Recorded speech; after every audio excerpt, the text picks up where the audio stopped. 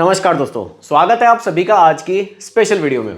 दोस्तों आज की वीडियो में आपके लिए एक बहुत ही इंपॉर्टेंट टॉपिक पर लेकर आया हूँ। क्या आप लोग म्यूचुअल फंड में निवेश करते हैं? जाहिर सी बात है करते ही होंगे या फिर करने का प्लान कर रहे होंगे। लेकिन क्या आपने कभी सोचा है अगर आप हर महीने जो एसआईपी पे कर रहे हैं, किसी महीने अगर आपकी एसआईपी आपके अकाउंट से डिडक्ट नहीं हुई, यानी कि जो आपका ऑटो पे चल रहा था वो किसी वजह से रुक गया, तो फिर क्या होगा? देखिए ये कुछ चीज़ें हैं जो हमें समझनी बहुत ज़रूरी है, क्योंकि सिर्फ एसआईपी में निवेश करना ज़रूरी नहीं है, उसकी कुछ बारीकियां हैं जो हमें समझनी बहुत ज़रूरी हो जाती हैं। तो वीडियो आपके लिए बहुत ही ज़्यादा इन्फॉर्मेटिव ये होने वाली है, बहुत ही ध्यान से देखिएगा और समझिएगा। क्योंकि देखिए जब हमारी एसआईपी ब्रेक हो जाती है किसी वजह से, तो हम लोग काफ़ी चीज़ें सोचते हैं कि यार अब एसआईपी मेरी रुक गई, क्या अगले महीने ये अपने आप से कटेगी या नहीं कटेगी मेरे अकाउंट से?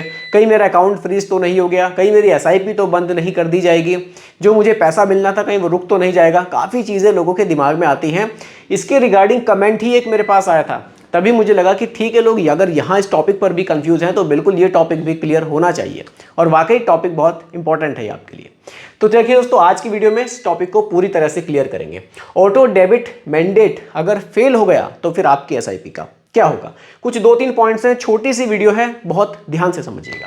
देखिए ऑटो डेबिट मैंडेट क्या होता है, पहले आप इसको समझिए। देखिए ऑटो डेबिट मैंडेट क्या होता है? ये एक एग्रीमेंट होता है। मान लीजिए आपने अपने और एएमसी के बीच में एक एग्रीमेंट होगा।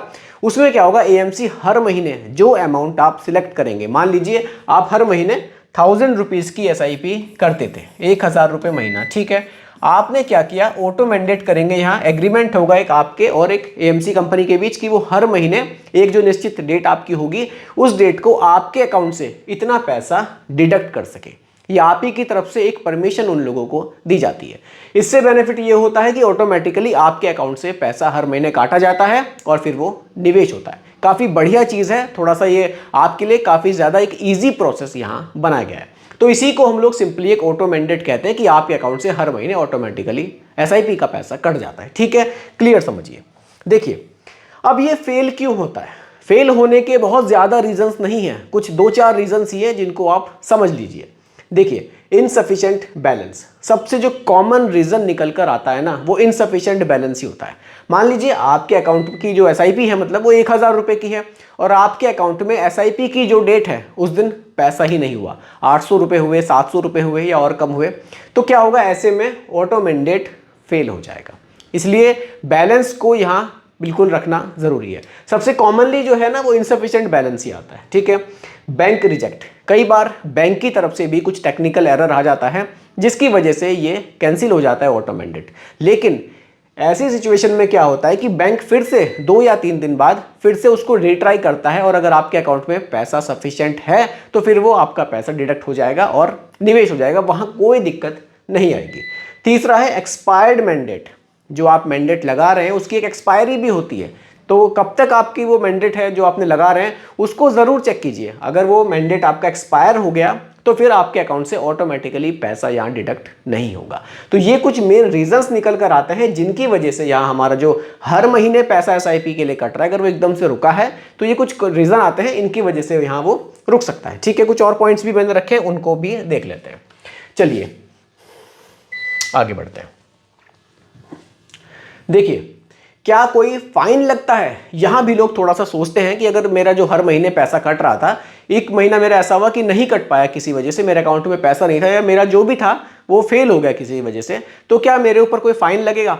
देखिए एएमसी की तरफ से तो यहाँ कोई फाइन नहीं लिया जाता जनरली, लेकिन बैंक आपसे यहाँ फाइन ले सकता है क्योंकि बैंक के कुछ चार्जेस होते हैं। वो आप बैंक टू बैंक थोड़ा सा वेरी करेगा, हर बैंक के कुछ चार्जेस अलग हो सकते हैं। यहाँ आप मानकर चलिए 250 रुपये से लेकर 500 रुपये के बीच में आपसे चार्जेस लिए जा सकते हैं। ये हर बैंक का थोड़ा सा आपको अलग देखने को मिलेगा। इसलिए जब भी आपने अगर कोई एसआईपी की है तो बैलेंस आपको सफिशिएंट रखना पड़ेगा, नहीं तो ये थोड़ी सी प्रॉब्लम आ सकती है। अगर आपको लग रहा है कि आप 1-2 महीने पैसा नहीं दे पाएंगे किसी वजह से, तो आप एसआईपी को पॉज कर सकते हैं, वो एक ऑप्शन है। लेकिन ऑटो मैंडेट लगा हुआ है तो कोशिश कीजिए अपने अकाउंट में पैसा मेंटेन रखिए, तब आपको नहीं तो यहाँ पर फाइन देना पड़ सकता है। एसआईपी बंद हो जाती है क्या? देखिए जनरली एक आपकी कोई एसआईपी मिस हो गई, 2 एसआईपी मिस हो गई तो आपकी एसआईपी बंद नहीं की जाएगी। लेकिन सेबी का भी एक सर्कुलर आया था कुछ टाइम पहले ही, अगर आपकी कंटिन्यूसली 3 एसआईपी बंद होती है, यानी कि आपने 3 एसआईपी मिस कर दी, आपने मान लीजिए जून में, जुलाई में, अगस्त में लगातार 3 महीने तक आपकी एसआईपी जो है डिडक्ट नहीं हुई आपके अकाउंट से, वो अमाउंट नहीं मिला, तब इस केस में आपकी एसआईपी को वहाँ बंद कर दिया जाएगा और आपको फिर से उस एसआईपी में आप निवेश नहीं कर पाएंगे। फिर से आपको दोबारा से रजिस्ट्रेशन करके एक नई एसआईपी को शुरू करना होगा।